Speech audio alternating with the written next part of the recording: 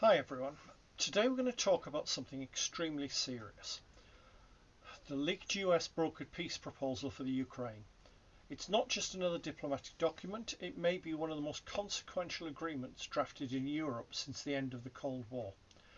Critics say that if Ukraine signs this proposal, it may as well have surrendered on day one. Russia receives nearly everything it originally wanted, not because it won militarily, but because its demands grew after every failed negotiation or battlefield setback. Which seems odd until you realise that it's their way of compensating publicly for failure and the end result of basically keeping their own people on side and showing they won. And the one senior US official who constantly resisted this direction, Keith Kellogg, is leaving. What's emerging is a plan shaped not by fairness or security, but by exhaustion, political optics, and appeasement. For months, Keith Kellogg was the internal voice arguing that Ukraine's sovereignty could not simply be traded away for the sake of exiting the war quickly. Kellogg understood that an imbalanced settlement doesn't create peace, it creates a pause before the next conflict, even though his proposal wasn't to everyone's liking. But with his departure in January 2026, that perspective has effectively been removed from US decision-making structures. Into the vacuum have stepped Dan Driscoll and Steve Witkoff. Driscoll, newly elevated to Army Secretary, and the tone of the US engagement changed almost overnight. Driscoll's visit to Kiev was framed publicly as fact-finding, but behind closed doors it's been described as a blunt message. Accept this agreement or risk losing American support. Now, this shift is not just personal, it represents a profound change in the strategic calculus.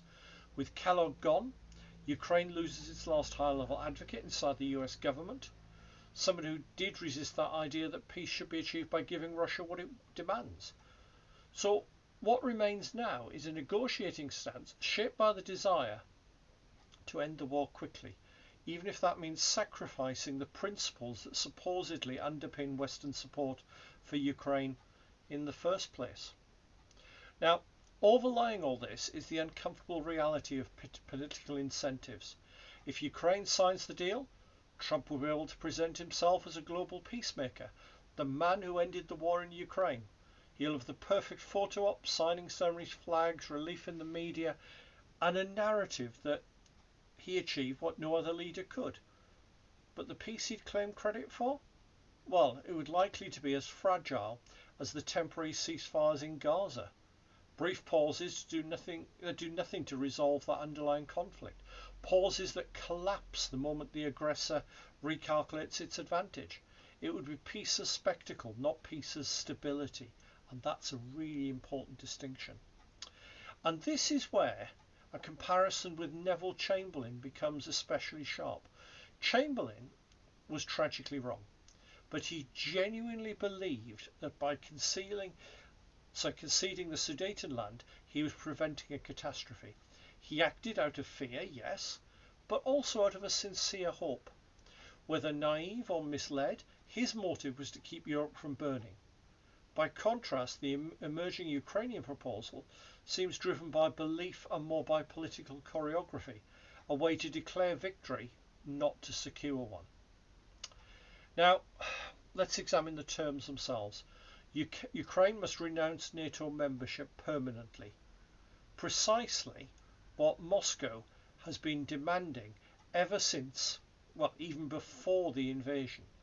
Ukraine must accept massive territorial losses, Crimea, most or all of Donetsk and Luhansk, even bits that are still being defended, and potentially those additional occupied areas. It's crazy. Ukraine's armed forces would be capped, restricted and strategically weakened, and very limited in number. A sweeping amnesty would be granted for actions during the war, potentially erasing accountability for war crimes and atrocities. NATO states might even be required to pass domestic legislation locking themselves into the constraints to reassure Russia rather than protect Ukraine. And reconstruction funding for Ukraine would only come after it meets all these terms. While Russia, well, that would receive early sanctions relief and a path back into international legitimacy. Put simply, Ukraine gets a ceasefire and unenforceable assurances. Russia gets almost everything it failed to win on the battlefield. Now, to understand how unacceptable this is for Ukraine, we need to revisit the Budapest Memorandum, an agreement as important to this story as Munich. In 1994, Ukraine was the third largest nuclear arsenal holder in the world.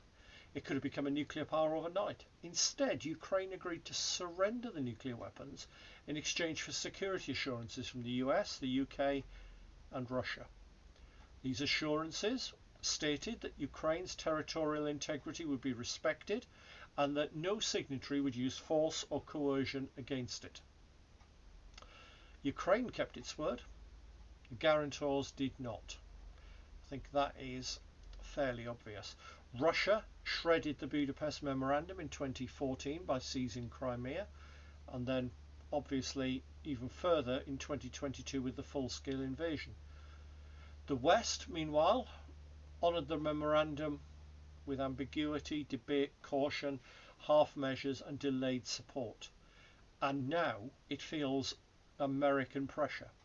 So when Ukraine is now told to enter another agreement built on assurances rather than binding guarantees, particularly troops on the ground, it's been asked to trust the same architecture that's already failed it twice.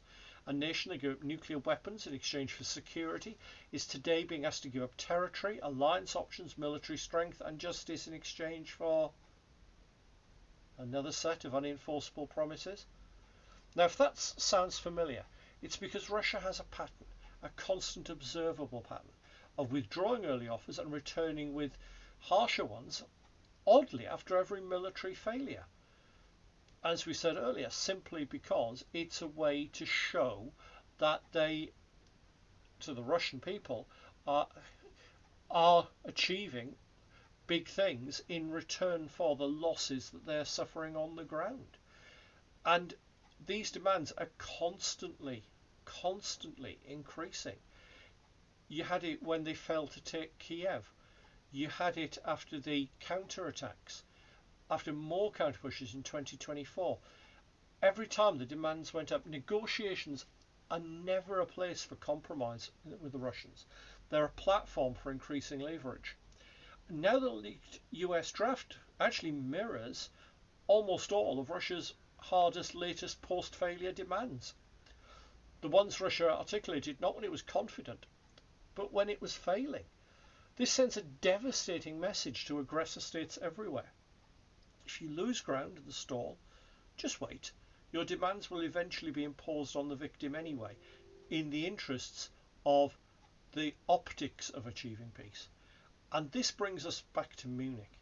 In 1938, Britain and France pressured Czechoslovakia to give up the Sudetenland to Germany, promising that such a concession would ensure lasting peace. Czechoslovakia wasn't even allowed at the negotiating table. Guarantees were made. Well, they collapsed almost immediately.